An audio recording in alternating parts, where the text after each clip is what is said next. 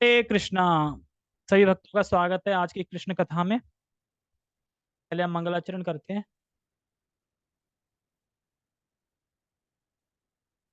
ओम अज्ञानतिमिरान्धस्य ज्ञानञ्जनशलाकया चक्षुरुन्मीलितं येन तस्मै श्रीगुरुवे नमः।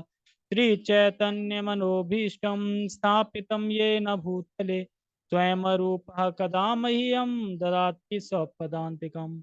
वन्देऽहं श्रीगुरो श्रीयुतापदकमलं श्रीगुरून् वैष्णवांश श्रीरूपं साग्रजातं सहगण रघुनाथान्वितं तं सजीवं साद्वैतं सावधूतं परिजनसहितं कृष्ण चैतन्य देवं श्रीराधा कृष्ण पादान सहगण ललिता श्री विशाखान्त विशांच।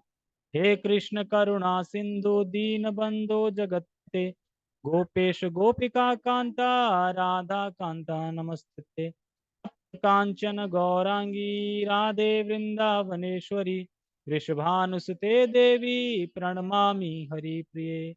वाञ्छाकल्पतरुभ्यश्च कृपा सिन्धुभ्य एव च पतितानां पावनेभ्यो वैष्णवेभ्यो नमो नमः। जय श्री कृष्ण चैतन्य प्रभु नित्यानंद श्री अद्वैत गदाधर श्रीवासादि गौर भक्त वृंद। हरे कृष्णा कृष्णा कृष्णा हरे हरे हरे राम राम राम हरे हरे। रामाय रामभद्राय रामचंद्राय वेदसे रघुनाथाय नाथाय सीताय पते नमः। नमां विष्णुपादाय कृष्णपृष्ठाय भूतले श्रीमते भक्तिवेदांता स्वामिनि इति नामिने। नमस्ते सारस्वते देवे गौरवाणी प्रचारिणे निर्विशेषा शून्यवादी पश्चात देश तारिणे। हरे कृष्णा। तो अब हमने डिसाइड किया है श्रोताओं की अनुरोध पर कि हम शनिवार को और इतवार को कृष्ण बुक कृष्ण कथा की चर्चा करेंगे, सिर्फ 2 दिन। और सोमवार से लेके शुक्रवार तक हम भगवत गीता पे करेंगे, जो अपनी चल रही है सीरीज। ठीक है। तो आज हम सीधा कृष्णा बुक का पहला चैप्टर ले रहे हैं, तो चैप्टर वाइज चैप्टर चलेंगे ताकि समझ में आएगी कृष्णा बुक है क्या, कृष्ण की लीलाएं है क्या, कृष्ण का क्या तत्व है। तो सारी फिलोसफी भी है इसमें, लीलाएं भी हैं इसमें, बहुत आनंद आएगा इसमें पढ़ेंगे तो।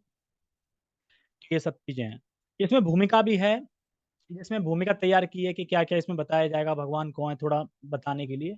और जॉर्ज हैरिसन है जो शीला प्रभुपाद जी के जो शिष्य हैं, तो जॉर्ज हैरिसन, तो उन्होंने भी कुछ अपने 2 शब्द दिए थे, तो वो भी हैं इसमें, लेकिन वो पढ़ नहीं रहे क्योंकि हमें सीधा एक चैप्टर से शुरू करते हैं।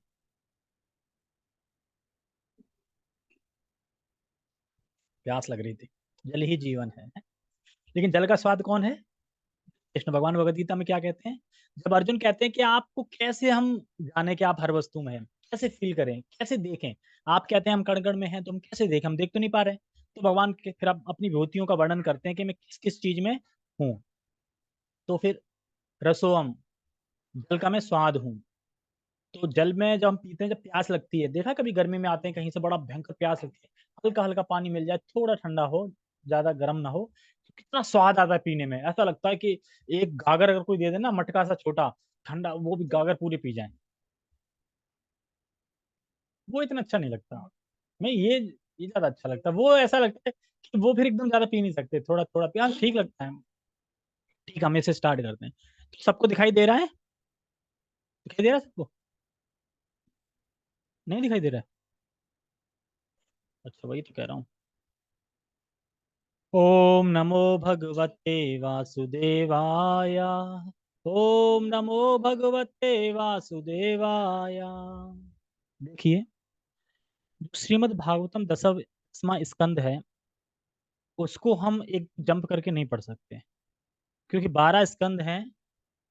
तो पहले स्कंद से शुरुआत करके 9 स्कंद पढ़ने के बाद अब हमें प्रवेश करना चाहिए 10वें स्कंद में, क्योंकि नहीं तो हम समझ ही नहीं पाएंगे इसको। और जो यहाँ भौतिक लीलाएं चलती हैं, यहाँ की आम इंसान की जो लीलाएं चलती हैं, हम वैसे ले लेंगे कृष्ण और राधा को, श्री राधा को। तो इसलिए पहले हमें क्या करना चाहिए, 1 से 9 स्कंद पढ़ने। लेकिन जानते थे कि लोग ऐसा नहीं मानेंगे और समझ भी नहीं पाएंगे उतना, इसलिए प्रभुपाद जी ने कृष्णा बुक निकाली। और इसका एक पर्पज और भी था कृष्णा बुक निकालने का, क्योंकि प्रभुपाद जी की तबीयत ज्यादा खराब हो गई थी बीच में, जब वे प्रचार कर रहे थे, तो उन्हें ये लग रहा था कि मुझे शरीर छोड़ना पड़ सकता है। और उस टाइम पे क्या हुआ था कि 10वें स्कंद तक पहुंच नहीं पाए थे, इसलिए 10वें स्कंद पहुंच नहीं पाए थे और तबीयत खराब थी, कहीं शरीर छोड़ना पड़े, इसलिए उन्होंने कृष्णा बुक निकाल दी, 10वें स्कंद का पूरा सार टाइप का पूरा। अगर मैं शरीर छोड़ दिया, ना लिख पहुंच पाए वहां तक, तो कम से कम कृष्णा बुक तो होगी। इसलिए ये दो पर्पज समझ में आ गए। तो इसलिए कृष्णा बुक है, बहुत अच्छे से समझाया है प्रभुपाद जी ने कि हम कैसे कृष्ण को समझ सकते हैं, कैसे वो परम भगवान हैं। और श्रीमती राधा रानी उनके लादनी शक्ति हैं, और अंतरंगा शक्ति हैं, और आह्लाद मतलब आनंद देने वाली हैं, और अलग नहीं है। एक फीमेल गॉड है, एक मेल गॉड है, तो कोई भेद नहीं है, ठीक है। हंसी आ रही होगी किसी को, पानी पी रहा हूँ तो। ठीक है, जल का स्वाद में हूँ। पहला अध्याय, अध्याय का नाम है भगवान श्री कृष्ण का अवतरण। भगवान श्री कृष्ण का क्या है? अवतरण। अवतार का मतलब होता है जो आते हैं, ऊपर हैं, ऊपर से आते हैं नीचे। किस लिए आते हैं? भक्तों को आनंद देने के लिए, और शत्रुओं का संहार करने के लिए, असुरों का संहार करने के लिए, और भक्तों को प्रेम देने के लिए, और धर्म की से स्थापना करने के लिए कि सब कुछ सही बना रहे। तो हम शुरू करते हैं। जगत गुरु शिला प्रभुपाद की जय, की मैं कुछ बोल पाऊँ इस पे। और वैसे तो हम एक रीडिंग की तरह ही करेंगे इसको, पढ़ना ही है खाली, लेकिन कहीं कहीं कुछ आएगा, समझ में आएगा तो वो समझाऊंगा, ठीक है। बाकी तो पढ़ना ही है, पढ़ने में ही स्टोरी टाइप की है तो बोर नहीं होंगे, अच्छा लगेगा। आज विघ्नेश प्रभु ने तो कृष्णा बुक पढ़ ली होगी, अगर पढ़ लिया तो हैंड रेज करें, और नहीं पढ़ी है तो ना करें, ठीक है। मैं मैसेज कर दिया अच्छा, नहीं प्रभु जी, अच्छा नहीं पढ़ी है, ठीक है, फिर तो ठीक है, फिर तो ध्यान से पढ़ो, सुनो मतलब। और मैं अभी बता दे रहा हूँ कि इसमें जो भी लीलाएं आएंगी, वो हमको समझना है कि कृष्ण परम भगवान है, वो कुछ भी कर सकते हैं, ये पहले। और कृष्ण को भगवान के रूप में स्वीकार करना को तब समझ में आएगा, नहीं तो हम सोचेंगे अरे ऐसे कैसे हो सकता है, ठीक है। तो हम शुरू करते हैं। एक बार यह संसार ऐसे राजाओं की अनावश्यक सैनिक शक्ति से बोझिल हो गया, वास्तव में असुर थे, किंतु अपने आप को राजा मान रहे थे। कौन मान रहा था अपने आप को राजा? कंस। कंस नहीं, सॉरी, कंस ही था, हाँ कंस। कंस क्या मान रहा था? अपने आप को राजा मान रहा था। हाँ राजा, लेकिन एक राजा का जो कर्तव्य होता है वो नहीं कर रहा था, और अपने पिता को ही बंदी बना के उस सीट पे हत्या के बैठ गया था, इतना क्रूर था। जैसे कि दुर्योधन, दुर्योधन अपने आप को राजा समझता था, लेकिन राजा था नहीं वो, लेकिन समझता था मैं राजा हूँ। उसके पिताजी टेम्परेरी राजा थे, मतलब कैसे कि जब तक पांडु महाराज बीमार हैं वो बन नहीं सकते, मतलब तो आप उनके बिहार पे बैठ जाओ, मतलब आप हो, फिर जब उनका कोई पुत्र आएगा बड़ा तो फिर वो अधिकारी होगा। तो वो टेम्परेरी राजा थे, पर वो समझ क्या रहे थे, मैं ही राजा हूँ। तो यही बता रहे हैं कि अपने आप को राजा मान रहे थे। अब सारा संसार विक्षुब्ध हो उठा, और पृथ्वी की अधिष्ठात्री देवी, जिसे भूमि कहते हैं, इन असुरी राजाओं से उत्पन्न अपनी विपदाओं को बताने के लिए ब्रह्मा जी के पास गई। देखो जो भूमि देवी थी, बताते हैं कि भूमि देवी में हम इतना उत्पीड़न कर रहे हैं, खोद रहे हैं, तेल निकाल रहे हैं, जल निकाल रहे हैं, मतलब सब कुछ, मतलब एक तरह से बहुत कष्ट दे रहे हैं, फिर भी धरती माता सह रही है। लेकिन जब कोई दुष्ट असुर या दुष्ट कोई भगवान को नहीं मानता, वो जब धरती पर पैर रखते तो वो उसका भार झेल नहीं पाती, मतलब असुरों का भार नहीं झेल पाती, जो नास्तिक होते हैं, भगवान कृष्ण को द्वेषी होते हैं, तो उनका भार झेल नहीं पाती। फिर भूमि देवी गाय का रूप धारण करके कहाँ गई? कहाँ पे गई है? ब्रह्मा जी के पास, और ब्रह्मा जी से क्या प्रार्थना करी कि अब मैं भार सह नहीं पा रही हूँ, कुछ करो। वो कंस जो आ गया ना, बहुत उत्पीड़न मचा रहा है, मैं बहुत दिक्कत में हूँ।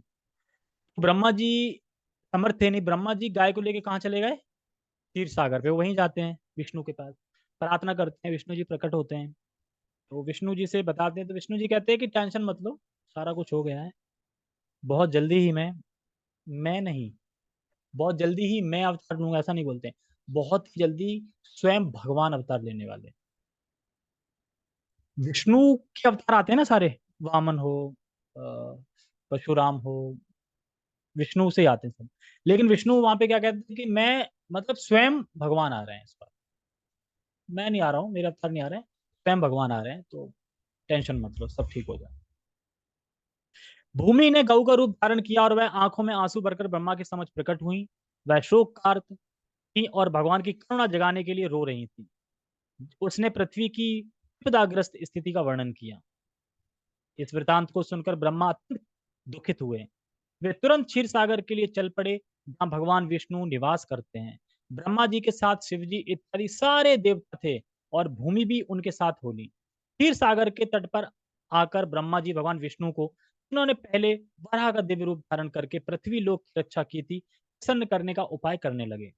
वैदिक मंत्रों में पुरुष सूक्त नामक एक विशेष प्रकार की प्रार्थना है। अब देखो, भगवान को प्रसन्न करने के लिए ये लोग भी प्रार्थना करते हैं, देवता लोग भी, हम तो प्रार्थना करते हैं, देवता लोग भी प्रार्थना करते हैं, और क्या करते हैं, वैदिक मंत्रों से करते हैं। सामान्य रूप से देवतागण इसी पुरुष सूक्त का उच्चारण करके श्री भगवान विष्णु को नमस्कार करते हैं। यहाँ यह ज्ञातव्य है कि जब भी किसी लोक में कोई उपद्रव होता है, उस लोक का अधिष्ठाता देव इस ब्रह्मांड के स्वामी ब्रह्मा के पास जा सकता है। अब हम जा सकते हैं, हमारी इतनी कैपेसिटी नहीं, हम ब्रह्मा के पास जा पाए। लेकिन तब क्या होता था कि किसी भी लोक में कोई उपद्रव हो रहा है, कोई बहुत ज्यादा उपद्रव कर रहा है, कष्ट दे रहा है, तो फिर हम जा सकते हैं ब्रह्मा जी के पास शिकायत लेके कि ऐसा सा हो रहा है, निवारण करो। जैसे कि यहाँ भी जाते हैं ना, कि जब ज्यादा कोई दिक्कत देता है तो म्यूनसिपालिटी या जो भी मतलब होता है यहाँ पे लोकलिटी, हम जाते हैं ना लेके वहाँ पे, जैसे जागो ग्राहक जागो, ये समस्या हमारी सॉल्व करो। उसी तरीके से देवता लोग ब्रह्मा जी के पास जाते हैं। और फिर ब्रह्मा जी भी परमेश्वर विष्णु के पास जा सकते हैं। तो जा सकते हैं, ये विधान है, ऐसा नहीं है नहीं जा सकते, जा सकते हैं। किंतु वे वहीं प्रत्यक्ष दर्शन नहीं, अपितु क्षीर सागर के तट पर खड़े होकर उनका प्रत्यक्ष दर्शन कर सकते हैं। ऐसा नहीं कि वहीं पहुंचे, खड़े हो जाते हैं किनारे पे, स्तुति करते हैं, प्रार्थना करते हैं, भगवान की मर्जी होगी तो आएंगे, नहीं मर्जी होगी तो वहीं से ब्रह्मा के अंदर से आके बोल देंगे कि ये ऐसा कर लो, और मन होगा तो दर्शन भी दे देंगे। जरूर नहीं कि ब्रह्मा जी को दर्शन हो ही जाए भगवान के, भगवान के ऊपर मर्जी के ऊपर इच्छा है। इस ब्रह्मांड के अंतर्गत श्वेत द्वीप नामक एक लोक है, जिसमें क्षीर सागर है। क्षीर सागर मतलब दूध का सागर। क्षीर सागर दूध का सागर ही है ना? है शायद, शायद नहीं है। विविध वैदिक वांग्मय से ज्ञात होता है कि जिस प्रकार इस लोक में लवण सागर है, उसी प्रकार अन्य लोकों में भी अनेक प्रकार के तल सागर हैं। कहीं क्षीर सागर है, कहीं तिल सागर है, तो कहीं सुरा सागर है। सुरा सागर कौन सा होता है भाई? दारू, मदिरा, आनंद, ये। कहीं क्षीर सागर है, तो हाँ ठीक है। तथा अन्य प्रकार के सागर हैं। पुरुष सुख ही वह आदर्श प्रार्थना प्रार्थना स्तुति है, जिसे देवतागण क्षीरोदकशाही विष्णु भगवान को प्रसन्न करने के लिए पढ़ते हैं। तो क्षीरोदकशाही विष्णु आ रहा है, तो कुछ लोग ना जानते हो। भगवान जब अपना विस्तार करते हैं तो विस्तार करते हैं बलराम जी के रूप में, और बलराम जी अपना विस्तार करते हैं चक्रव्यूह, चतुर्व्यूह, जिसमें संकर्षण, अनिरुद्ध, प्रद्युम्न और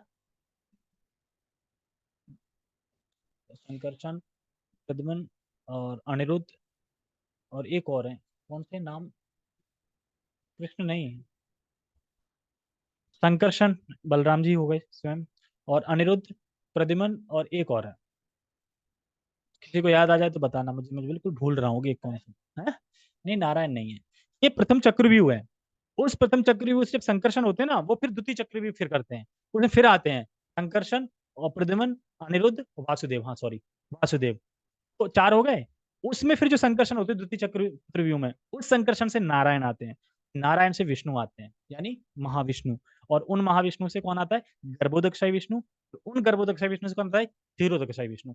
ये उनके सागर, क्षीर सागर में जाके प्रार्थना करते हैं। और समझा कि कहाँ आके कर रहे हैं, कृष्ण कहाँ है और ये कहाँ है भी। तो लंबा है बहुत। ठीक है, ये सारा है भागवतम में। पहले स्कंद में आता है, पहले दूसरे अध्याय में शायद। ठीक है। देवतागण क्षीरोदकशाही श्री भगवान को प्रसन्न करने के लिए पढ़ते हैं। क्षीर सागर में शयन करने के कारण वे क्षीरोदकशाही विष्णु कहलाते हैं। वे ही श्री भगवान हैं जिनसे इस ब्रह्मांड के समस्त अवतार प्रकट होते हैं। तो अब कहाँ से प्रकट होते हैं? क्षीर सागर वाले से। गर्भोदकशाही विष्णु, क्षीर सागर विष्णु वाले सब एक ही है, मतलब ये तीनों, ऐसा नहीं कुछ अलग अलग भेद है, वो किसी का भी लिख सकते हैं। अगर ये लिखते हैं गर्भोदकशाही विष्णु से होते हैं, वो भी करेक्ट है, क्षीरोदकशाही विष्णु से होते हैं तो वो भी करेक्ट है। ठीक है। और क्षीरोदकशाही विष्णु ही अपने आप को विस्तार करते हैं परमात्मा के रूप में, कण कण में, मतलब हर परमाणु में प्रवेश कर जाते हैं। इस तरीके समझ में आ रहा है ना? पता चले क्या ही क्षीरोदकशाही विष्णु, गर्भोदकशाही विष्णु, ऐसा तो है नहीं कि ये पहली बार नहीं बता रहा हूँ, ये तो काफी बार बता चुका हूँ। वे ही श्री भगवान हैं जिनसे इस ब्रह्मांड के समस्त अवतार प्रकट होते हैं। ठीक है, हम जब सभी देवताओं ने श्री भगवान की स्तुति पुरुष सूक्त द्वारा कर ली तो उन्हें कोई उत्तर नहीं मिला। अब ब्रह्मा जी कह रहे हैं इसमें यार इतनी कर ली और कोई आ ही नहीं रहा, क्या करें। अतः ब्रह्मा जी स्वयं ध्यान करने में लग गए और तब भगवान विष्णु ने उन्हें एक संदेश भेजा, मैसेज भेजा, व्हाट्सएप भेजा। क्या भेजा? ब्रह्मा ने संदेश को देवताओं तक प्रेषित कर दिया। वैदिक ज्ञान प्राप्त करने की यही विधि है, समझे? जो संदेश दिया है वो एज इट इज बता दो। यह वैदिक ज्ञान सर्वप्रथम श्री भगवान से ब्रह्मा को हृदय के माध्यम से प्राप्त हुआ था। कौन सा श्लोक है? तेने ब्रह्म हृदयादि कवयो, ऐसे करके श्लोक है कि जब ब्रह्मा जी जब कमलनाल से निकले थे गर्भोदशाई विष्णु से, तो वो ये सोच रहे थे कि मैं हूँ कौन और क्या करना है मुझे, ढूंढने लगे कि क्या अस्तित्व है मेरा, मैं कैसे प्रकट हुआ हूँ, क्या हूँ। तो वो जो नाल थी ना, उसी नाल के भीतर घुस जाते हैं वो, और घुसते घुसते कहाँ पहुंच जाते हैं? विष्णु के उसमें पेट में। कहाँ, यहाँ कुछ नहीं, फिर वापस निकल जाते, फिर ऊपर पहुंच जाते, पता नहीं चलता। फिर उन्हें दो शब्द याद सुनाई पड़ते हैं, भागा, भोग, भोग करो, ये सुनाई पड़ता है? नहीं। तप, यानी तप करो। और जैसे ही सुनते तुरंत बार करके तप करने लग जाते हो, काफी सालों के बाद जब तप करते रहते हैं, तपस्या करते हैं, तब कहीं विष्णु उन्हें अपना रूप दिखाते हैं। अब बताओ, ब्रह्मा जी को इतनी तपस्या करनी पड़ी विष्णु को देखने के लिए, तो बहुत लंबा है। हाँ, इसमें है भी, आगे देखो पढ़ते हैं। ठीक है, ब्रह्मा ने संदेश को देवताओं को तब प्रेषित कर वैदिक ज्ञान प्राप्त करने की विधि है। ठीक है, यह वैदिक ज्ञान सर्वप्रथम श्री भगवान से ब्रह्मा को हृदय माध्यम से प्राप्त होता है, जैसा कि श्रीमद् भागवतम के प्रारंभ में कहा गया है, तेने ब्रह्म हृदयादि कवय, बोला था ना मैं, वही है। वेदों का दिव्य ज्ञान हृदय के द्वारा ब्रह्मा तक प्रेषित हुआ। उसी प्रकार यहाँ भी केवल ब्रह्मा ही भगवान विष्णु द्वारा प्रेषित संदेश को समझ पाए और कार्यवाही उन्होंने तुरंत कार्यवाही के लिए देवताओं को प्रसारित कर दिया। यह संदेश इस प्रकार था, भगवान शीघ्र ही अपनी परम शक्तियों सहित पृथ्वी पर प्रकट होंगे। कह रहे हैं ना, परम शक्ति मतलब बलराम जी भी आएंगे, राधा रानी पूरा धाम लेके आएंगे, मतलब सब सारी शक्तियां लेके आएंगे। नहीं, सब शक्ति, बहुत शक्तियां उनकी, सबको लेके आएंगे, अकेले नहीं आएंगे। लेकिन हम धाम अकेले जाना चाहते हैं ना, कोई ना जाए। हाँ, धाम के ऊपर डिस्कस हो रहा था आज मंदिर में कि कोई फैमिली भी अलाउ है इसमें। आई थिंक फैमिली अलाउ होती है कार्तिक में, लेकिन अगर भाई बजट हो तो फैमिली जा सकती है। और 3 दिन का है, बढ़िया कैंप है, और बढ़िया से यहाँ से बस में बैठो, रास्ते में बढ़िया प्रसाद पाओ, कीर्तन करो, और वहाँ जाके फिर क्लासेस वगैरह लो। उसका बढ़िया फिर वृंदावन की परिक्रमा करो, फिर बस में बैठो, फिर गोवर्धन निकलो, फिर वहाँ पे प्रसाद पाओ, रेस्ट करो, फिर गोवर्धन परिक्रमा करो। बहुत सारे मूवमेंट है, मजा आ जाएगा। मतलब अगर कोई 3500 रुपये फीस है, अगर 3500 रुपये दे दे के कोई जा सकता है तो वो खुश हो जाएगा। 3500 कुछ भी नहीं है उसके। क्यों? क्योंकि आनंद इतना आने वाला है 3 दिन में। 3 दिन में तो सोच नहीं सकते क्या से क्या हो सकता है। अब विघ्नेश प्रभु पता नहीं कितनी दूर है, आ सकते हैं तो ले जा सकता हूँ उसको, लेकिन वो बहुत दूर है शायद, पता नहीं नेलगांव, पता नहीं मेलगांव कौन सा था, दूर है यहाँ से शायद। तो सब जा सकते हैं इसमें, कहने का मतलब ये बहुत अच्छा, जाना चाहिए। लेकिन अब वही है कि अब दूरी की वजह से नहीं जा सकते, डिस्टेंस बहुत है प्रभु। हाँ, महाराष्ट्र में हूँ, हाँ। तो डिस्टेंस, विघ्नेश प्रभु महाराष्ट्र में रहते हैं ना, मतलब उधर महाराष्ट्र, उधर मुंबई पुणे उधर पड़ जाता है। हाँ, तो वहां से नहीं आ पाएंगे। ठीक है, मैं कहाँ पे थे हम? हाँ, भगवान शीघ्र ही अपनी परम शक्ति सहित पृथ्वी पर प्रकट होंगे और तब वे पृथ्वी लोक में असुरों के संहार तथा तत्वों के संस्थापन का उद्देश्य पूरा करने के लिए रहेंगे। देवताओं को भी उनकी सहायता के लिए वहीं रहना होगा। उन्हें तुरंत उस यदुवंश में जन्म ग्रहण करना होगा जिसमें यथा समय भगवान भी प्रकट होंगे। तो देवता लोग भी सब यदुवंश में आ जाते हैं। फिर यदुवंश में कौन आते हैं? कृष्ण भी आते हैं। देखो, जो टीवी सीरियलों में दिखा देते हैं ना कि विष्णु से ही सब प्रकट हो रहे हैं, सारे अवतार हो रहे हैं, इसलिए हम भ्रमित हो जाते हैं कि विष्णु से ही कृष्ण आए हैं। बहुत जगह ये कंफ्यूजन रहती है, अरे विष्णु से कृष्ण आए हैं। अरे ये तो भागवतम में बताया गया है, पूरे 24 अवतार बताया गया भागवतम में। तो भागवतम की मानोगे ना, 24 अवतार आए ना, सब बुद्ध भगवान भी हैं, सब आए। लेकिन वो उसमें 27वें नंबर श्लोक में क्या बोल रहे हैं फिर? जो बता रहा है वही इंसान तो बोल रहा है, अरे अरे अरे, ये क्या कर दिया मैंने, क्या कर दिया मैंने? अरे मैंने तो स्वयं भगवान कृष्ण उनको भी अवतारों की गिनती में कर दिया। अब तो लोग भ्रमित हो जाएंगे। फिर उन्होंने अलग से श्लोक लिखा, एते चांश कला पुरुषम कृष्णस्तु भगवान। मैंने जितने भी अवतार बताए हैं 24, उसमें भगवान कौन है? कृष्ण है। तो क्लियर हो गया ना फिर। तो वही चीज समझनी चाहिए। और फिर उन्होंने वो भी दी है कि कैसे कैसे आए हैं। कृष्ण से पहला अवतार बलराम जी, बलराम जी से प्रथम चतुर्व्यूह, द्वितीय चतुर्व्यूह, शंकर से नारायण, नारायण से विष्णु। क्या विस्तार? जैसे कि छोटा गिलास, एक बड़ा गिलास है, एक छोटा गिलास है, मैं एक साथ दोनों रख दूं और बोलूं ये बड़े से ये छोटा आया है, और दोनों एक साथ ही रख दूं, तो कब आया? वो तो शुरू से ही है ना दोनों। शाश्वत है ना दोनों। शाश्वत का मतलब इटर्नल। शाश्वत यानी दोनों शुरू से ही हैं। लेकिन बलराम स्रोत किसके हैं? कृष्ण के। ये समझना है शुरू से। ठीक है। थोड़ा ठंडा पानी मिलेगा? नहीं है? ओ, चलो ठीक है, कोई नहीं। प्यास लग रही। आज सच बताऊं तो अभी बोलना नहीं चाहिए क्लास में, आज फीस्ट ऐसी मिली ना, साउथ इंडियन आइटम, तो प्यास ज्यादा लग रही है। अब पता नहीं डोसा वोसा पता नहीं क्या क्या था। हाँ, पाया नहीं, लेके आए आप, पाया नहीं। ठीक है, पढ़ते हैं आगे। ओके। भगवान श्री कृष्ण स्वयं वासुदेव के पुत्र रूप में प्रकट होंगे। उनके प्रकट होने के पूर्व सारे देवताओं को अपनी अपनी पत्नियों सहित संसार भर के विभिन्न पवित्र परिवारों में भगवान को उनके कार्य में सहायता पहुंचाने के लिए प्रकट होना चाहिए। तो देखे ना, बहुत सारे नहीं है, वृंदावन में बहुत सारे आए थे ना जो लीला में, तो सब आए, सब देवता ही है। मतलब जो देवता आए वो अपनी पत्नी को ले लेके यहाँ पे तो भगवान की सहायता में मतलब प्रकट हो गए सारे देवता, मतलब इस तरीके से। कहते हैं ना, यदुवंश का जब संहार होता है तो सब देवता अपने अपने फिर चले जाते हैं, तो वो देवता ही सारे होते हैं। ठीक है। हाँ, कहाँ पे थे? हाँ, सहायता पहुंचाने के लिए प्रकट होना चाहिए। यहाँ पर प्रियार्थम शब्द अत्यंत उपयुक्त है, जिसका अर्थ है देवताओं को चाहिए कि भगवान को प्रसन्न करने के लिए इस पृथ्वी पर प्रकट हों। दूसरे शब्दों में, कोई भी जीव जो भगवान को प्रसन्न करने के लिए ही जीवित रहता है वह देवता है। अब समझ में आ गया? देवता कौन है? जो इस जगत में आ गया है और भगवान को प्रसन्न करने के लिए ही जिंदा है, खाली अपने भोग के लिए जिंदा नहीं है, भगवान कृष्ण को प्रसन्न करने के लिए जिंदा है, वह देवता है। देवताओं को यह जानकारी भी दी गई कि भगवान कृष्ण के अवतार के पूर्व पृथ्वी पर भगवान कृष्ण का पूर्ण अंश अनंत प्रकट होगा। अनंत मतलब पूर्ण अंश कौन है? बलराम जी वो प्रकट होंगे, जो अपने लाखों फनों से ब्रह्मांडों, हाँ, ब्रह्मांडों को धारण किए हुए हैं। उन्हें यह भी सूचित किया गया कि विष्णु की बहिरंगा शक्ति माया भी देवी भी आएंगी, जिससे समस्त बद्धजीव आकृष्ट होते हैं। देखा ना, मतलब माया देवी से सभी जीव आकृष्ट होते हैं। परमेश्वर के आदेश के अंतर्गत उनकी प्रयोजन सिद्धि के लिए प्रकट होगी। आदेश के अंतर्गत उनकी प्रयोजन सिद्धि के लिए प्रकट होगी। प्रयोजन सिद्धि के समस्त देवताओं तथा भूमि को भी मधुर वचनों से आदेश तथा सांत्वना देने के पश्चात समस्त प्रजापतियों के पिता ब्रह्मा जी अपने धाम सर्वोच्च लोक ब्रह्मलोक को चले गए।